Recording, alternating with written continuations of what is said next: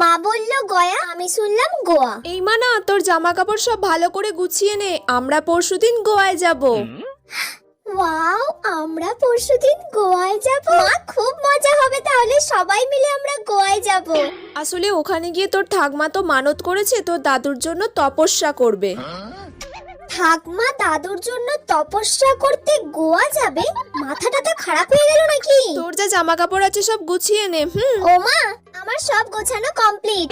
বাবা, গোছানো হয়ে গেল এক্ষুনি? কি কি জামা কাপড় নিলি? 3টে ওয়ান পিস নিয়েছি, 2টো শর্টস নিয়েছি, ব্যাস এইগুলোই নিয়েছি।